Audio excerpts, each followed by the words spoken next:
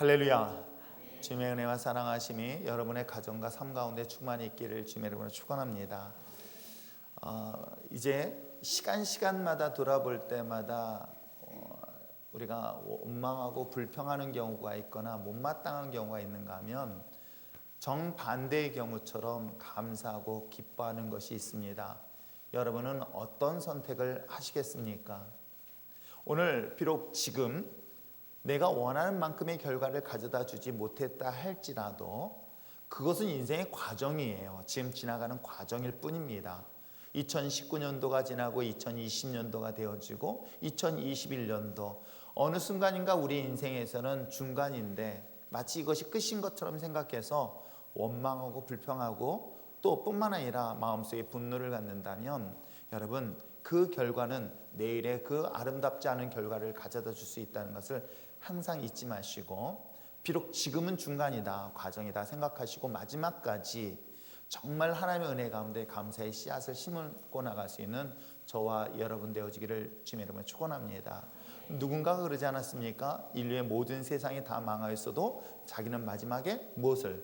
사과나무를 심겠다는 한 사람의 이야기는 어떤 이야기일까 생각해 보면 신앙의 관점에서 그런 것 같아요. 어찌 보면 인류의 마지막이라고 생각하는 모든 사람들이 끝이라고 할 때에 그는 그 인생이 그것이 끝이 아니라 과정으로 생각하기 때문에 저는 그 사과나무 대신에 감사의 씨앗을 심는다면 그 결과의 열매가 내일의 삶의 놀라운 변화를 가져다 주게 될 줄 믿습니다. 그런 가운데 이런 성탄도 함께 기쁨으로 나눌 수 있는 저와 여러분 되시기를 주님의 이름으로 축원합니다. 전 세계가 전 온 인류가 예수님의 탄생을 기뻐하며 즐거워하는 축제의 기간이 바로 지금 이 시간이기도 합니다. 심지어는 불교 국가조차도 성탄에 추리를 하고 모든 사람들이 기뻐하고 있으니 참 아이러니하기도 합니다. 예수를 믿지 아니하는 가운데서도 아무튼 성탄절 이 메리 크리스마스 해가지고 카드를 전해주고 선물을 전해주고 또 선물을 기대하고 있는 이런 모습들을 보며 전 세계가 이 성탄의 기쁨을 맞이하고 있을 때 정작 이 성탄의 메인이라고 이야기할 수 있고 또 같이 즐거워야 될 우리 그리스도인들은 과연 이 성탄을 어떤 의미로 어떻게 맞이하고 있을까를 한 번쯤은 진지하게 고민할 수 있기를 부탁드립니다. 예수를 믿고 그리스도인이라고 한다면 이 땅에 오신 예수 그리스도의 탄생에 진정한 의미가 무엇인지 정도는 답변을 해야 되지는 않을까요? 세상의 사람들은 성탄의 기쁨, 예수의 탄생에 어떤 의미가 있는 것이 중요하지 않습니다. 모든 사람들이 정말 축제의 기쁨으로 나누고 있는데 여러분 이쪽 동남아시아라든가 이쪽 아프리카 쪽이라든가 이쪽에는 눈을 볼 수 없을 정도로 대단히 더운 날씨에 갖고 있어요. 그 더운 날씨에 추리를 합니다. 거기에 눈송이 같은 것들을 뭔가를 막 붙입니다. 그리고 그것을 엽서로 사진 찍어서 막 보내줍니다. 참 재밌어요. 그분들이 예수를 믿지 않는데도 불구하고 무엇인지는 알지 못하지만 눈이 온 것처럼 착각해서 그렇게 만들어 놓고 예수님의 탄생을 막 기뻐하는 그들의 모습을 보면서 과연 저들이 예수님의 탄생의 진정한 의미를 알고 있을까? 아니 정작 우리는 예수를 믿고 또 예수 그리스도의 탄생의 기쁨을 함께 나누는 우리들에게 있어서 예수님이 왜 이 땅에 오셨으며 이 땅에 오신 중요한 이유가 무엇이고 그 중요한 의미는 무엇일까를 최소한 우리는 누구에게든지 답변은 해야 되지는 않을까요? 성경은 4개의 복음서가 있습니다. 마태복음, 마가복음, 누가복음, 요한복음. 그 중에서 3명을 공간복음, 마태, 마가, 누가는 공간복음이고 요한복음, 즉 4복음서에서 4개의 복음서가 이야기해 있는데 이 신약에서의 4개의 복음서의 가장 주된 이야기는 뭐냐면 예수에 대한 이야기입니다. 이 땅에 2000년 전에 오신 예수에 대한 이야기를 시작해서 예수님의 십자가의 죽음, 부활 그리고 다시 오심에 대한 마지막 메시지가 있는 것이 바로 마태, 마가, 누가, 요한 4개의 복음서 이야기이기도 합니다. 각자 다르게 예수님을 만났어요. 마태가 느꼈던 예수님은 이런 예수님이었구나. 마가가 느꼈던 예수님은 이런 예수님이셨어 라고 하는데 오늘 특별히 요한이 경험하고 요한이 체험했고 요한이 느꼈던 예수님은 과연 어떤 분으로 소개하고 있을까? 오늘 본문에 기록된 것처럼 예수님을 딱 하나의 단어로 표현한다면 바로 빛이라고 소개하고 있습니다. 그래서 제 아들의 이름을 빛이라고 졌습니다. 이 솔로몬은 어떻게 해야 될지 잘 모르겠습니다. 이렇게 부연 설명을 해야 웃는군요. 자, 예수님을 뭐라고 했다? 이 땅에 빛으로 소개했습니다. 누가? 오늘 성경에 쓰고 있는 사도 요한이 소개하고 있습니다. 빛으로 오신 예수, 빛 대신 예수. 과연 그 사도 요한이 얘기하고 있는 빛이 가지고 있는 의미가 과연 무엇일까? 이스라엘 역사를 조금 더 살펴보시기를 바랍니다. 그러니까 예수님이 탄생한 시점으로서 약 760년 전, 약 700여 년 전이에요. 남북이, 즉 남유다와 북이스라엘이 완전히 멸망했으니까 약 700여 년 전으로 한번 평균을 따져봅시다. 700여 년 동안에 이스라엘 백성들은 주권을 잃어버립니다. 자신의 주권을 잃어버렸을 뿐만 아니라 가족들도 뿔뿔이 흩어집니다. 본인의 의사와 상관없이 가족들을 이주시킵니다. 자신의 사촌도 멀리 먼 타국으로 내어 쫓김을 당합니다. 뿐만 아니라 본의 아니게 그 가족 중에서 죽임을 당하는 경우도 있습니다. 가지고 있는 모든 재산을 다 잃어버리기도 합니다. 자신이 안전하게 지키고 있었던 그 성전도, 성곽도, 성문도 다 무너집니다. 이스라엘 백성들은 그러기를 약 700년이란 기간 동안에 피폐하여지는 삶을 살고 있었던 거예요. 나라의 주권을 잃어버리고 외부인, 즉 외국인으로부터 그러니까 외국의 사람들로부터 시작해서 지배를 받습니다. 그런데 한 나라의 국가만 지배를 받는 게 아니에요. 바벨론이 자신들을 침략하였고 공략했고, 그 이후로부터 시작해서 페르시아 등등등 이 주변에 있는 나라의 왕권이 바뀔 때마다 이스라엘 백성들은 자신을 다스리는 왕이 바뀌는 거예요. 자신을 다스리는 나라가 바뀌는 겁니다. 그런데도 불구하고 그들은 자유를 경험하지 못하고 있는 거예요. 그들에게는 해방을 경험하지 못하고 있었던 것이죠. 마지막 오늘 성경에 기록될 당시에는 바로 이 고대 근동의 패권을 장악했던 로마가 이스라엘을 지배하고 있었던 당시 상황인 거예요. 이런 700여 년 동안의 자유를 잃어버리고 독립이라는 그 허망한 꿈이 점점 멀어지고 있는 가운데서도 여전히 이스라엘 백성들에 대한 소망이 하나 있었어요. 그게 뭐예요? 자신들을 해방할 구원자를 기대했던 거예요. 자신의 나라가 과거에 우리가 잘 알고 있는 다윗의 왕조처럼, 솔로몬의 왕조처럼 다시금 이 땅에 진정한 해방과 축복과 기쁨을 마음껏 누릴 수 있는 이 땅의 진정한 자유를 기대하면서 기다렸던 그 메시아 구원자들을 기다렸던 것이 2000년 전에 바로 이스라엘 백성들이 가지고 있는 공통된 소망이고 마음이기도 합니다. 그런데 그것도 10년이 아니고 100년이 아니고 약 700년이란 기간 동안에, 오랜 기간 동안에, 자그마치 정말 오랜 기간 동안에 외부의 침략으로 인해 고통을 당하고 있는 그들의 마음속에는 희망 대신에 그들을 점령하고 있는 것은 어둠이었던 거예요. 절망이었던 것 사실이기도 합니다. 우리나라도 그런 아픔을 경험하지 않았습니까? 36년이라는 기간 동안에 일본이라는 나라의 지배를 받았습니다. 일본의 지배를 받으면서 많은 사람들이 독립을 위하여 피를 흘렸습니다.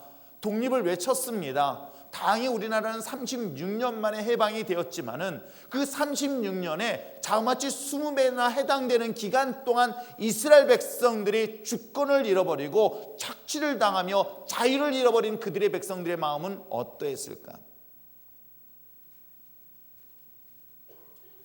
칠흑 같은 어둠 속에서 그들에게 한 줄기 빛이 될 메시아를 기다렸던 것 또한 사실이기도 합니다. 그래서 사도 요한은 예수님의 탄생을, 예수님이 이 땅에 오신 이유가 바로 이 어둠 속에 앞을 볼 수 없는 절망의 끝자락에 있는 이스라엘 백성들에게 한 줄기 빛으로 오실 그 메시아를 성경을 통해서 소개하고 있는 것입니다. 오늘도 어찌 보면 우리들의 인생 속에서도 빛으로 오신 예수 그리스도가 성탄의 기쁨 속에 여러분 삶으로 더 가까이 다가올 수 있는 저와 여러분 되어졌으면 참 좋겠습니다. 사도 요한이 소개하고 있는 빛 대신 예수 그리스도가 오늘 여러분의 인생 가운데 여러분 삶 속에 함께 하신다고 한다면 오랜 기간 동안 우리의 삶을 억눌려 왔던 모든 죄악의 어둠의 세력들이 떠날 것이며 저주의 악한 영들이 떠날 것이며 고통의 삶에서 진정한 기쁨과 행복을 누리는 저와 여러분 될 줄 믿습니다. 자, 그렇다면 오늘 1절부터 읽었었던 이 사도 요한이 빛으로 오신 예수에 대하여 세 가지 의미를 설명하고 있으니, 첫째는 바로 그 빛 되신 분이 진리로 오셨다라고 성경은 소개하고 있습니다. 이 진리로 오신 예수 그리스도에 대한 소개를 이렇게 이야기하고 있는데, 과연 진리에 대한 이야기를 한 번쯤은 고민해 보시길 바랍니다. 진리는 인류의 역사 속에서 가장 전통적으로 오래된 질문 중에 하나이기도 합니다. 진리란 무엇일까? 진리가 무엇일까? 이 진리에 대한 궁금함과 그 답을 얻기 위한 수많은 사람들이 고민하고 있었을 때에 오늘 사도 요한은 너희들이 고민하고 있는 이 진리가 바로 빛으로 오신 예수다라고 오늘 성경은 그가 소개를 하고 있습니다. 진리란 과연 무엇일까?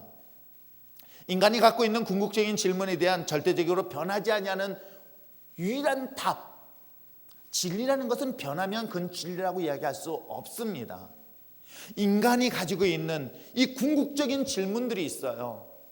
내가 왜 살아야 되는가? 무엇 때문에 살아야 되는가? 어떻게 하면 내 인생을 성공할 수 있으며, 어떻게 하면 내 인생을 행복하게 할 수 있으며, 어떻게 하면 내 인생을 만족하게 할 수 있을까라는 인간의 수많은 질문에 대한 유일한 답, 오직 하나의 답, 그게 바로 진리인 거예요. 그것을 지금 오늘 성경은 소개하고 있습니다. 이런 질문에 대한 인간의 고민에 대하여 많은 철학자들이 이에 대한 답변을 하고 있습니다.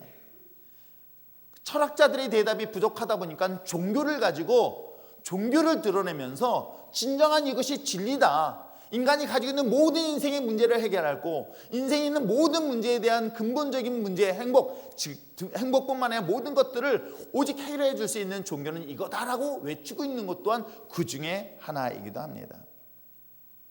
그래서 저는 이 진리라는 것에 대한 궁극적인 목적은 결국은 인간이 궁극적으로 변하지 않는 행복을 추구하는 것이다 라고 답변을 내려도 큰 문제없는 답일 것입니다.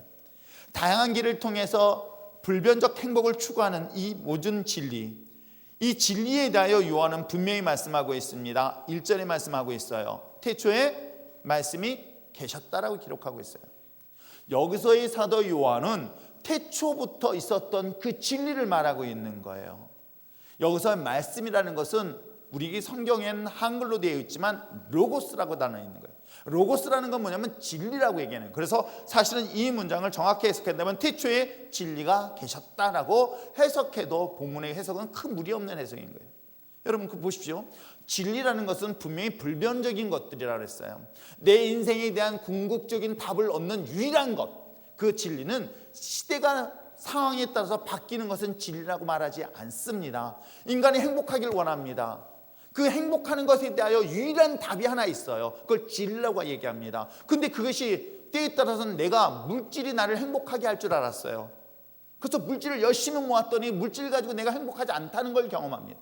아 그래, 내가 권력을 가지면 행복할 수 있어 라고 하면서 권력을 열심히 가졌습니다. 그런데 그 또한 행복하지 않았습니다. 그래, 내가 아름다운 사람을 만나서 결혼하면 행복할 것 같아 라는 생각을 가지고 결혼을 합니다. 그것이 마치 진리처럼, 그러나 시간이 지나면 그것 또한 행복을 줄 수 없다는 것을 경험합니다. 여러분 어떻습니까? 인간이 가지고 있는 궁극적인 이 행복, 이 만족을 위해서 다양한 여러 가지를 진리처럼 생각하며 접근했지만 그것은 수시로 변했다는 것을 볼 수가 있어요. 또 오래 가지 않는다는 걸 볼 수가 있어요. 그런데 성경은 사도 요한이 말하고 있습니다. 인간이 가지고 있는 궁극적 행복, 인간이 가지고 있는 궁극적 행복에 불변적 진리가 있으니, 이 로고스가 있으니 뭐예요? 태초부터 있었다는 거예요.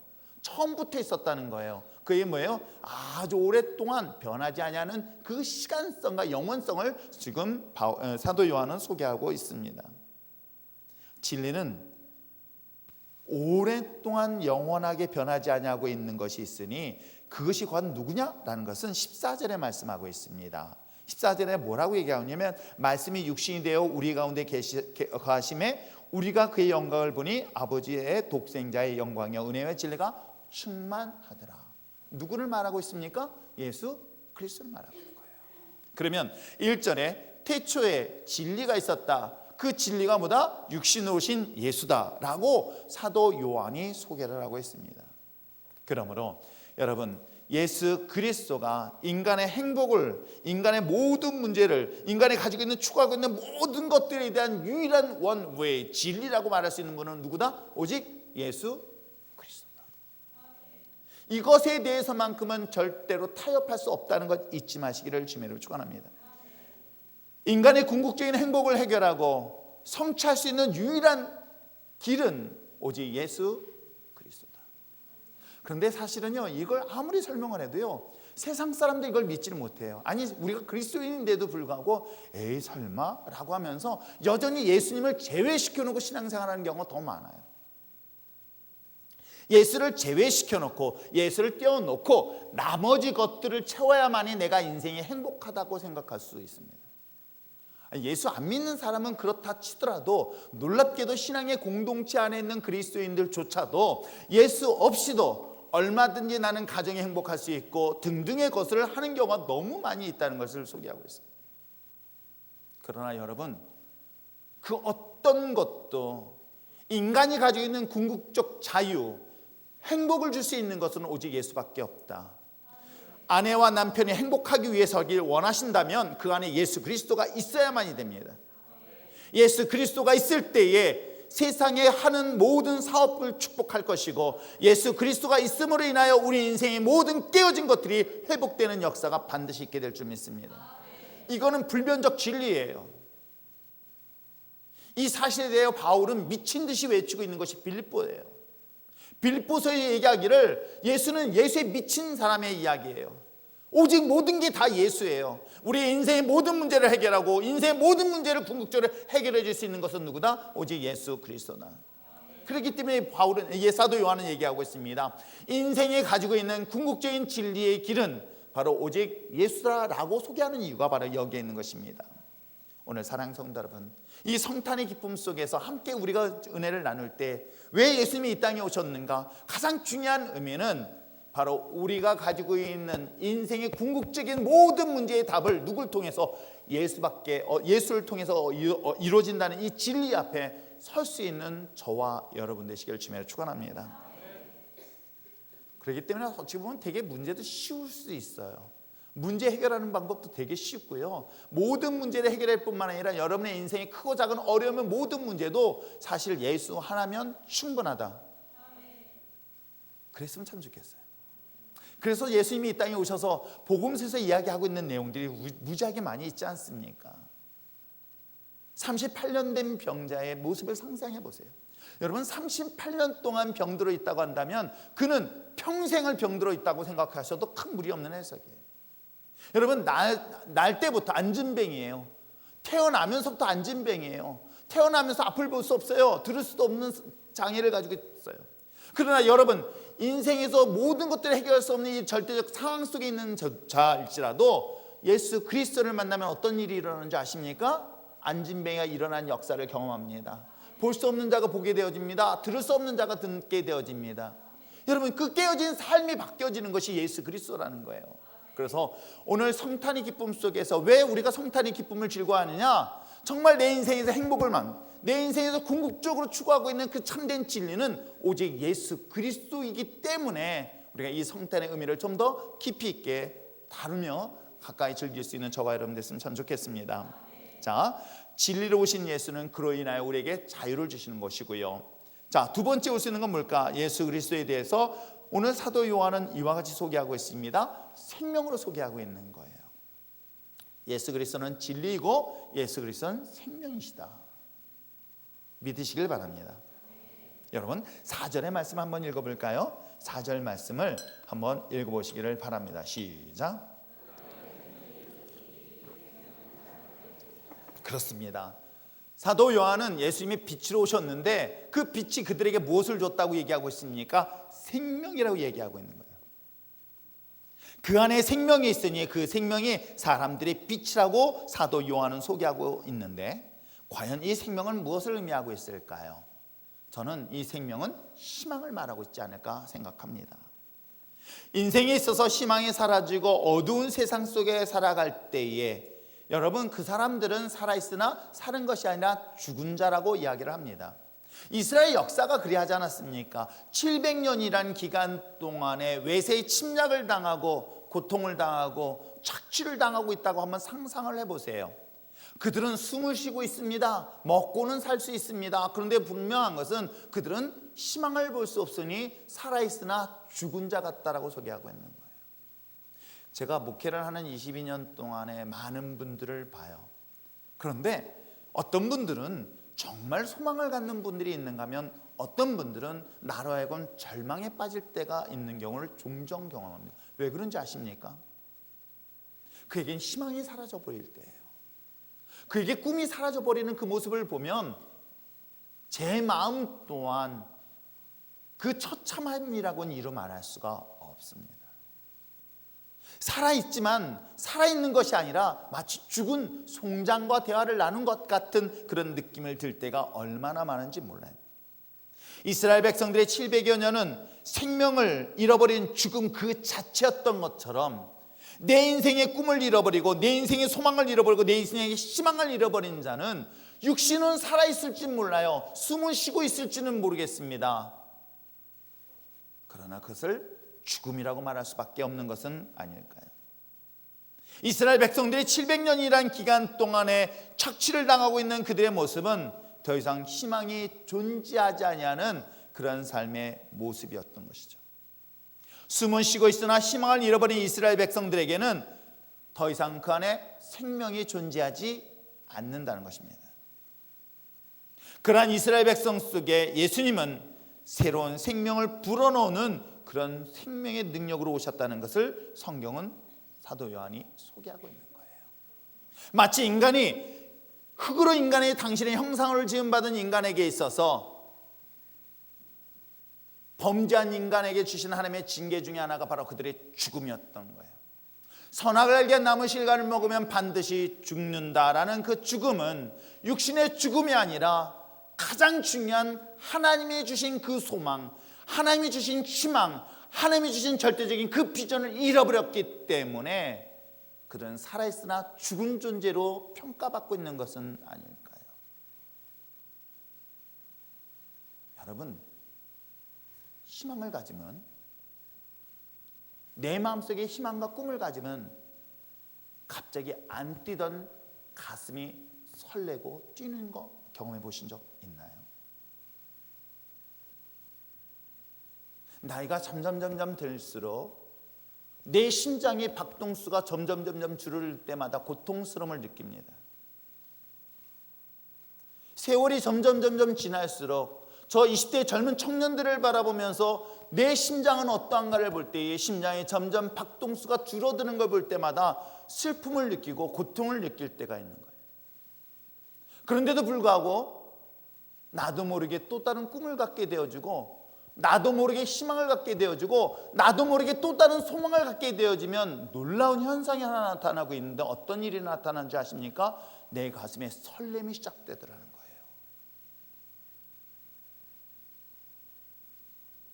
내 마음속에 누군가를 사랑하는 마음이 생기면 내 죽은 심장이 살아나는 것처럼 희망은 바로 그에게는 그런 놀라운 역사를 주고 있어요.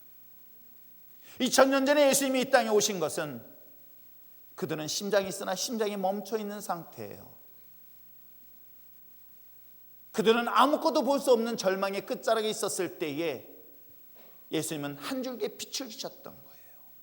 소망을 주셨던 거예요. 그래서 예수님은 그 굶주린 그들을 향하여 오병이의 기적을 일으키면서 또 다른 꿈을 주시는 거예요. 어떤 꿈을? 그 많은 다수의 사람들이 뭐라고 외쳤는지 아세요? 저가 예수다, 저가 메시아다, 저가 이스라엘을 다스릴 왕이 될 것이다 라는 그런 마음속에 소망을 갖기 시작한 것 여러분 아십니까? 물론 그 자리에 잠시 예수님은 피하였지만 분명한 사실들은 장정 5,000명이 충분히 먹고 충분히 배부르게 먹고 난 그 현장의 자리에 육신이 사는 것이 아니라 심장이 살아남으로 인해서 그들은 또 다른 꿈을 갖게 되는 거예요. 왜? 그래, 자유를 진정 자유롭게 하는, 해방을 시킬 메시아가 혹시 저분은 아닐까? 라는 그 기대를 그들 마음속에 불일 듯 일어나게 한 것 여러분 아십니까? 단순히 물고기 2마리 보리떡 5개 가지고 그들이 한 끼 식사를 해결하기 위해서 예수님 보여주신 것은 아니에요. 물론 그때가 아니었기 때문에 잠시 자리는 피했지만 중요한 것은 그 죽은 메말라버린 멈춰버린 그 심장을 다시금 뛰게 만든 사건이 바로 오병의 기적의 사건은 아니었을까요? 그로 인하여 예수님을 따르는 수많은 사람들이 기대를 갑니다. 소망을 갖습니다. 그리고 수많은 사람들이 예수님을 따라다니는 이유가 바로 여기에 있지는 않을까요? 물 한 방울 나지 아니하는 메마른 땅을 상상해 보시기를 바랍니다. 척박한 땅에, 메마른 땅에 쫙쫙 갈라져 버려 더 이상 그곳에서는 더 이상 생명이 태어나지 않은 그곳에 한 방울의 물이 떨어졌습니다. 그리고 바닥 밑 깊은 곳에서 조금씩 물이 스며 나옵니다. 그 스며 나온 그 물을 보며 우리는 또 다른 희망을 얻게 되는 것이죠. 이 추운 겨울에 이 점점 더 추워집니다. 그런데도요, 나는 이 추운 겨울에도 새싹이 나오는 걸 보면 너무 신기해요. 그걸 뭐라 그러죠? 겨울에 나오는 게? 미나리가 아니라 에? 뭐예요? 보리쌀? 아, 보리쌀. 아니 그거 말고요. 그거 있잖아요. 무슨 겨울에 태는 냉이. 죄송합니다. 먹기만 알지 그 냉이를 찾겠다고 하는데 진짜로 그 추운 여러분 상상해 보세요. 양평 쪽에는요 아침이면 눈이 와요. 제가 눈이라 그랬다 혼났습니다. 눈이 아니라 뭐죠? 예, 서리가 쫙 있어요. 막 눈이 온 것 같아요. 근데 그곳에서요 그 차갑고 비틀어져 버린 그 땅에서요 그 파랗게 솟는 그 냉이들이 있더라는 거예요. 전 그거 보면서 예수님의 십자가의 사건은, 성탄의 사건은, 예수님이 2000년에 오신 사건은 이렇게 메말라서 생명 없는 그곳에 뭐예요? 생명을 잉태시킨 사건이라고 오늘 사도 요한이 고백하고 있는 것처럼 오늘 우리들에게 동일하게 주어지는 놀라운 역사가 있을 줄 믿습니다. 그러나 정작 생명 되신 예수 그리스도가 이 세상에 오셨지만은 어둠 속에 살아가는 수많은 사람들은 어떻게 하는 줄 아십니까? 알아보지 못하고 있는 거예요. 아니 어찌 보면 우리조차도, 우리가 그리스도인이라고 얘기하는 우리들조차도 정말 생명을 오신 예수 그리스도를 알아보지 못하여서 그 생명을 혹시 다른 곳에서 찾고 있는 것은 아닐까요? 희망을 다른 곳에서 찾고 있는 것은 아닐까요?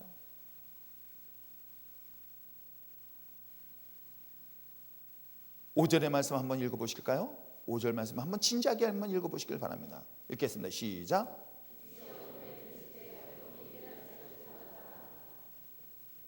빛으로 오신 예수 그리스도, 생명으로 오신 예수 그리스도가 어디에? 바로 메시아를 기다리던 사모했던 이스라엘 백성들에 왔습니다.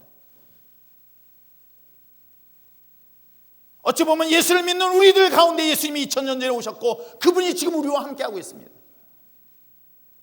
우리는 예수 그리스도가 누구란 걸 알면서도 불구하고 정말 나의 생명의 근본이, 나의 생명의 뿌리가, 생명의 출발이 예수 그리스도로부터 출발해야 되는데도 불구하고 혹시 이 사실을 알지 못하고 있는 것은 아닌지. 내가 예배 자리에, 교회 자리에 나왔습니다. 그런데도 불구하고 내 생명의 시작이 예수 그리스도로부터 시작되어야 되는데도 불구하고 오늘 2000년 전에 사도 요한이 얘기하고 있는 것처럼 그 빛으로 생명을 오신 예수 그리스도를 알지 못하고 있는 것은 2000년 전의 이야기가 아닌 오늘 우리들의 모습은 아닐까요?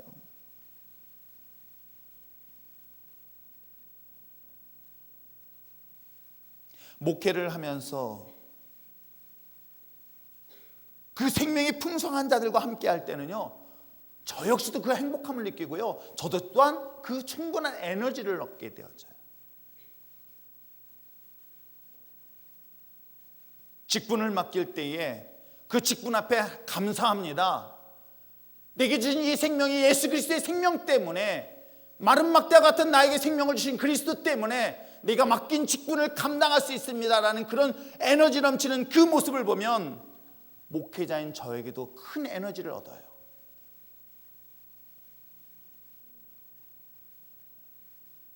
30여 년 전에 예수 그리스도를 십자가를 통해서 만난 제가, 그 그리스도를 통해 생명을 얻고 난 제가, 그리스도의 생명을 통해 얻는 그 에너지를 여러분과 함께 나눌 수 있는 것처럼, 여러분도 그 예수 그리스도가 여러분 안에 있다고 한다면 그 에너지는 계속해서 생명으로 살아나는 역사가 일어나게 될 줄 믿습니다. 내가 가장 두려운 것이 무엇인지 아십니까? 제가 목회하는 마지막 순간에 가장 두려운 것이 하나 하고 있다고 한다면 그 예수의 생명인 에너지를 잊어버릴 것이 가장 두려운 거예요. 나의 심장을 여전히 불타게 뜨겁게 타오르게 만들었던 그 예수님의 십자가의 사랑을 잊어버릴 것이 더 두려운 거예요. 습관적으로 할 수 있습니다. 직업으로도 할 수 있습니다. 얼마든지 할 수 있습니다. 목회 22년 동안 경험이 있으니 왜 못하겠습니까? 그러나 정말 두려운 것은 내 안에, 내 심장 안에 들고 있는 예수의 생명이에요. 내 안에 있는 예수의 생명의 심장이 식어버린다고 한다면 저는 아마 이 자리에 쓸 용기가 없을 것입니다. 그것은 나에게 열정으로 남아있어요. 여전히 내 심장을 뛸 수 있었던 그 열정은 바로 예수의 생명이 있기 때문에 가능한 거예요. 그런데 여러분, 그 에너지를 어디서 얻으려고 하십니까? 왜 세상의 것을 얻으려고 하십니까? 여러분의 생명이 예수 그리스도밖에 없다고 한다면 그 그리스도의 십자가의 사랑으로 여러분의 가슴을 다시금 뿌릴 듯 타오르게 하여 주십시오. 여러분의 심장이 뛰는 순간에 우리는 주님의 일을 하는 건 두렵지가 않아요. 비록 몸이 다 망가져도, 내 안에 심장 하나만 있어도, 내 안에 펄펄 끓어오르는 이 심장만 있어도 우리는 주님의 사명을 감당할 수 있지는 않을까요? 그는 오직 예수 그리스도만이 가능해요. 이렇게 매년마다 이렇게 직분을 세우고 청년부 리더를 세우고 뭐 특특하게 계속 기도하면서 이번 주 내내 하면서 답답한 거예요. 들리는 이야기는 뭘 했는데도 저들 안에 예수의 생명 없이 무슨 의미가 있을까? 그래서 간혹 이런 생각을 다 정리를 하고 정말 예수의 생명, 예수의 심장을 가진 자들과 함께 목회해 보는 건 어떨까? 예수의 심장도 없는 사람들과 함께 목회하는 것처럼 정말 슬픈 일이 없다는 생각이 더 많이 들어요. 성탄절, 매년마다 맞이하는 예수님의 탄생을 우리가 기쁨으로 축제하면서 나눌 때에 더 중요한 것은 내 심장이 식어버리고 내 심장이 굳어버리고 내 심장이 죽어 있다고 한다면 그 성탄은 무슨 의미가 있겠습니까? 2000년 전에 사도 요한은 자신의 생명을 내놓고 이 빛 대신에 오신 예수 그리스도의 소개를 하고 있는 거예요.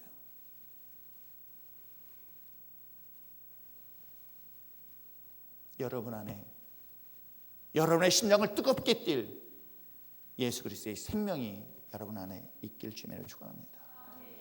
죽음조차 이길 수 있는 그 부활의 생명을 소유한 저와 여러분이라고 한다면 내가 주님의 일을 하는 것만으로도 행복한 거예요. 주의 주신 사명 감당하는 것만으로도 기쁘고 감사한 것 아닐까요? 주님과 함께하는 우리 또한 영원한 생명을 소유하고 있기에 바로 빛으로 오신 그 생명 대신 예수 그리스도를 통하여 여러분의 심장은 계속 뛸 것이고 그 계속 뛰면 우리에게 또 다른 비전과 소망을 갖게 될 줄 믿습니다. 그걸 비저널이라고 하는 거예요.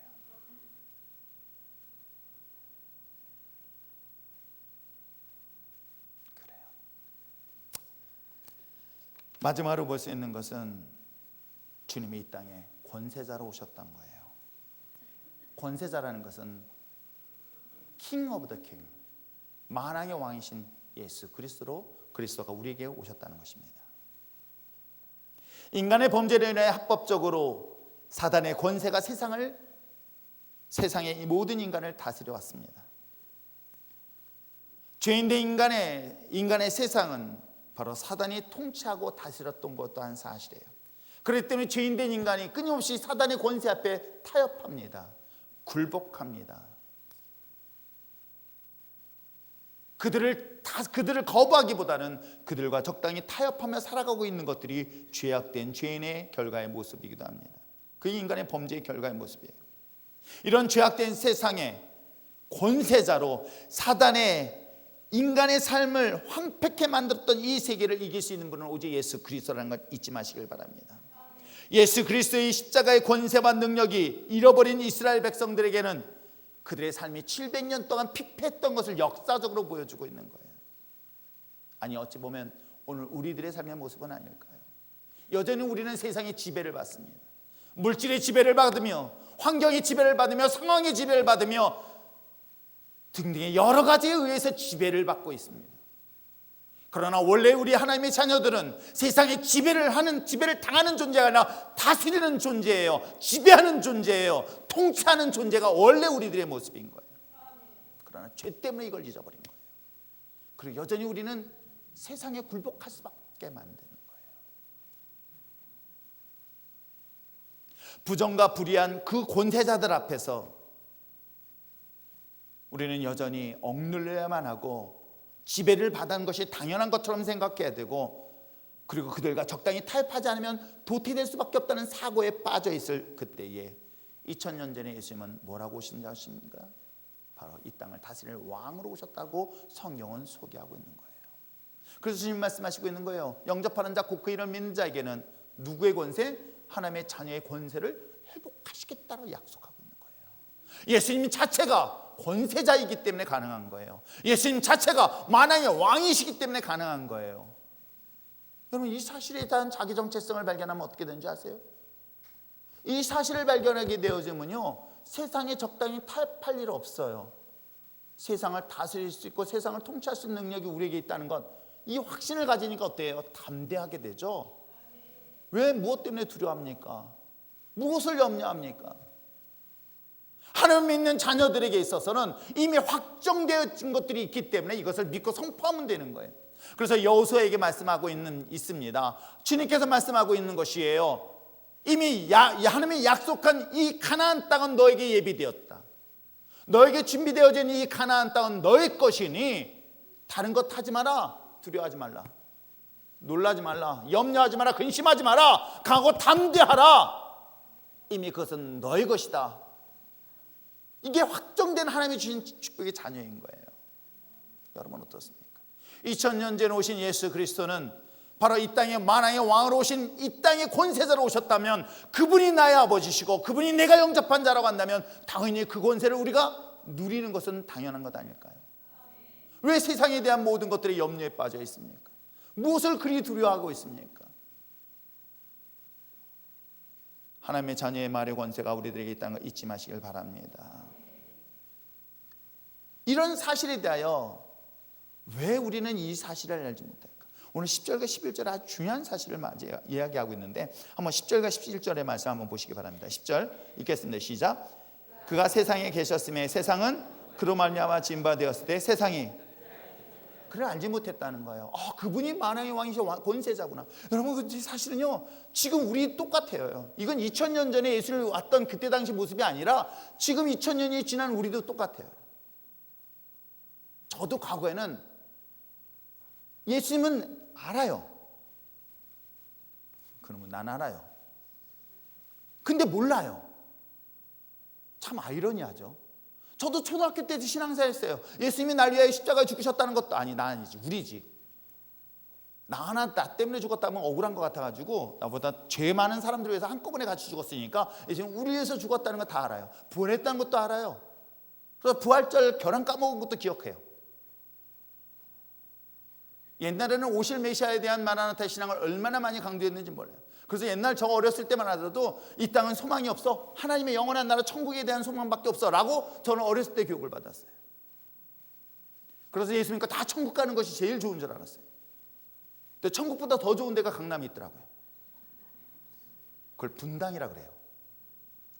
지금 세대는 잘 모르죠. 저희 때는 강남에서 분당 세대가 막 열리면서 천국보다 좋은 곳이 분당이다 소리가 있었어요. 진짜로. 지금 분당보다 동탄이 좋다고 가시는 분들이 많아요.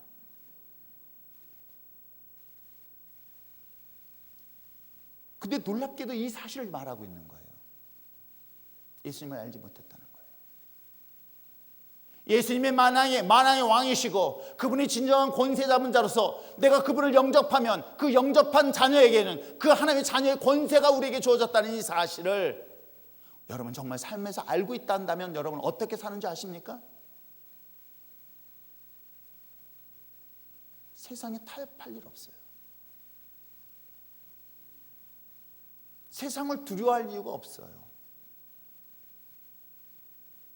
권세가 얼마나 강력한지 성전 미문에 있는 안진뱅이에게 내가 너에게 금과 은으로 고칠 수 있는 능력은 안 되지만 예수 그리스도의 이름의 능력으로 명할 때 너 일어나라고 했더니 평생 한 번도 일어나지 못한 그 안진뱅이가 벌떡 일어나는 기적을 경험하는 거예요. 말에 권세가 생기는 거예요. 내 말에 능력이 생기는 거예요. 이건 누구가 아니라 목사님이 아니라 여러분 모두에게 주어진 거예요. 예수 그리스도 영접한 우리들에게는 말에 권세가 있어서 내 말한 대로 역사가 되는 거예요. 그때 원망하고 불평해요. 참 미련하고 어리석은 자들의 모습이에요. 제가 오직했으면 이걸 그냥 팍 꿰매고 싶을 때가 정말 많아요. 저도 성질이 못됐잖아요. 못다 아멘이야.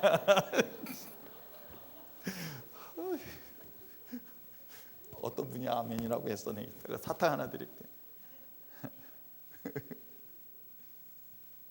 여러분 정말 하나님의 자녀에게 이 엄청난 권세가 있다는 사실을 알면은요, 여러분 세상 앞에서 비굴하게 타협하지 않아요.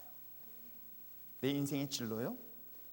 여러분 하나님이 내 인생을 책임진다는 확신만 있다가 근데 뭐가 그렇게 두렵습니까? 그랬더니 또 그래요. 지금 내가 되는 게 없다고 하면서 원망하면요 그렇게 되어요. 그러니까 정말 왜 그 입에 부정이 나올 때는 어떻게 하냐면요 바늘을 확 꿰매버리세요. 아니 정 안 되면 그래도 우리 집안은 대표적으로 윗입술이 나와가지고 잡기가 편해요. 확 잡아버리라고요. 그 말을 바꾸세요. 하나님이 인간을 만드실 때에 천지를 만드시는 과정에서 주님이 말씀하셨을 때 만들어지는 것 사실을 믿으십니까? 주님께서 말씀하셨습니다. 태양 빛이 있으라 라고 말씀하시니까 빛이 있었던 거예요. 이게 자녀의 권세인 거예요. 내 인생의 어둠이, 내 인생의 실패가, 내 인생의 두려움이 다가올 때에 내가 예수님의 이름을 명하노니 어둠은 떠날 것이고 그 안에 빛이 있을 것이다 라고 선포하면 선포하는 대로 되는 거예요. 이게 자녀의 권세인 거예요. 그분이 만왕의 왕으로 이 땅에 오신 분이고 그분을 우리는 영접하면 되는 것이 바로 성탄이 주는 의미인 것입니다. 또 11절은 어떻게 하는지 아십니까? 읽어보시기 바랍니다. 시작. 자기 땅에 오매 뭐 하지 않았다? 영접하지 않았다는 거예요. 믿지 않았다는 거예요. 영접한다는 receive라는 단어는 믿지 않았다는 거예요. believe라는 단어와 동일하게 쓰여집니다. 모를 뿐만 아니라 믿지도 않았다는 거예요. 그게 바로 2000년 전 이야기가 아니라 지금 우리들의 모습인 거예요. 여전히 예수님 믿어요. 그런데 목사님 걱정이 돼요. 목사님 정말 예수님 믿어요. 살아계신 믿어요. 하나님 근데 나에게는 믿음이 없어서 나에게는 그런 일이 안 일어날 것 같아요 라고 하는 그런 모습들을 볼 때마다 정말로 놀랍게도 예수를 믿지 않을 뿐만 아니라 예수를 알지 못하는 자들의 모습을 성경은 소개하고 있습니다. 아기 예수로 오신 그 성탄의 기쁨 속에 진정한 발견은 뭐냐면 바로 만왕의 왕으로 오신 예수 그리스도가 바로 이 땅 가운데 오셨으며 그분을 내가 받아들이고 그분을 믿고 그분을 소유하면 그 아버지가 가지고 있는 그 권세를 누구에게? 우리에게 주신다. 이게 성경이 우리에게 말하고 있는 거예요. 사단의 권세에서 해방되어 세상을 다스릴 수 있는 하나님의 자녀의 권세가 이 성탄 속에 주신 축복이라는 것 잊지 마시길 주님으로 축원합니다. 끊임없이 소심해지는 자신 앞에서 이젠 세상 앞에서 세상과 사람 앞에서 담대하고 강하게 선포하며 나갈 수 있는 그런 믿음의 거룩한 자녀 되어지길 주님으로 축원합니다. 그런데 주의사항이 있어요. 저는 이 말씀을 보면서 굉장히 주의사항이 하나 있는데 6절부터 이야기 내용이에요. 6절부터 8절 한번 읽어보시길 바랍니다. 시작. 하나님께로부터 보내심을 받은 사람이 있으니 그의 이름은 요한이라.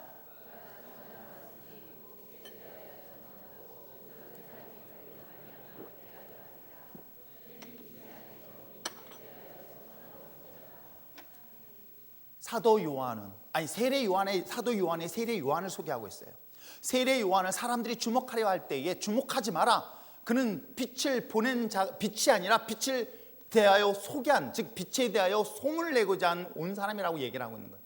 그 얘기는 뭐냐면 오늘 여러분에게 말씀을 우리가 살펴보았던 것처럼 오직 참된 진리가 되어서 여러분의 인생의 모든 문제를 해결해 주실 그러한 메시아가 여러분에게 왔고, 또 뿐만 아니라 여러분의 생명을 주어서 여러분의 소망 가운데 살게 했으며, 더 중요한 것은 하나님의 자녀, 완왕의 왕으로 오신 예수 그리스도가 여러분이 예수 그리스도를 받아들인다면 그 자녀의 권세를 여러분에 주었다는 이 사실, 이것이 바로 여러분에게 각자 주어졌다는 것이지 이것을 전하고 있는 저에게 주어진 것이 아니라는 거예요. 그래서 저를 주목하지 말라는 것이고, 사도 요한을 주목하지 말고 또한 세례 요한을 주목하지 말 것을 성경은 말하고 있는 것입니다. 대부분의 사람들은 손가락을 보지만 손가락을 보려 하지 말고 손가락을 향한 방향을 보시는 것처럼 저를 보지 마시고 2000년 전에 오신 그 예수 그리스도, 그 그리스도를 주목하고 바로 그리스도를 통해서 여러분에게 또 다른 새로운 생명을 얻으며 진리를 얻으며 참된 자유자의 권세를 가지고 세상을 호령하며 나갈 수 있는 저와 여러분이 될 것을 성경은 말하고 있는 것입니다. 성탄의 기쁨 속에서 성탄절을 주목하지 말고 그 빛으로 오신 예수 그리스도를 주목하실 수 있는 저와 여러분 되었으면 참 좋겠어요. 예수 그리스도가 없는 성탄의 축제 속에 선물이 왔다 갔다 한들 그게 무슨 의미가 있겠습니까? 그래서 이 성탄의 의미 속에서 예수님이 이 땅에 오신 진정한 이유는 참된 진리로 오셔서 오직 내 인생의 모든 문제를 자유케 하실 분은 오직 예수 그리스도라고 믿고 확신하며 살아갈 수 있는 저와 여러분, 그 축제의 시간 될 수 있는 저와 여러분 되시길 바라고, 예수 그리스도가 참 인생의 생명으로 오셔서 나에게 유일하게 희망을 주고 꿈을 줄 수 있는 그런 유일한 분이라는 사실을 확신하며 이 사실을 믿고 확증함으로 인하여 만왕의 왕 되신 예수 그리스도의 자녀가 되어서 세상을 호령하며 다스리며 나갈 수 있는 여러분 모두가 되길 저는 주님으로 축원합니다. 이런 마음의 담대함이 있다고 한다면 세상에 뭐가 그리 두렵습니까? 뭐가 그리 염려가 되겠습니까? 주일 하는데 행복할까요? 저는 행복하다고 봅니다. 하나님이 일하는 것처럼 행복한 일은 없어요. 주일을 사명을 감당할 수 있는 것만으로도 얼마나 많은 사람들이 희망과 꿈과 용기를 줄 수 있는지, 이번 성탄의 기쁨 속에 오직 예수 그리스도만이 이 성탄의 중심이 되었으면 좋겠습니다. 그래서 진정한 자유와 이 땅의 소망과 자녀의 권세를 가지고 어둠 속에 방황하는 수많은 사람들에게 빛 대신 예수를 전하며 나눌 수 있는 저와 여러분 되시기를 주님으로 축원합니다. 오늘 말씀을 생각하시면서 우리 성탄에 모든 사람들의 선물을 주고받으며 기뻐할 때에 성탄이 가지고 있는 중요한 의미, 오늘 그래 주님이 나에게 참된 행복의 진리로 오셨고 생명으로 오셨고 능력으로 오셨기에 하나님 이 귀한 예수 그리스도를 온전히 세상 가운데 전하며 나눌 수 있는 희망의 메신저의 역할을 감당케 하여 주시옵소서. 우리 이런 마음으로 다 같이 주님 앞에 간구하며 기도하시길 바랍니다. 다 같이 기도하시겠습니다. 사랑이 많으신 하나님 아버지, 우리 성탄의 기쁨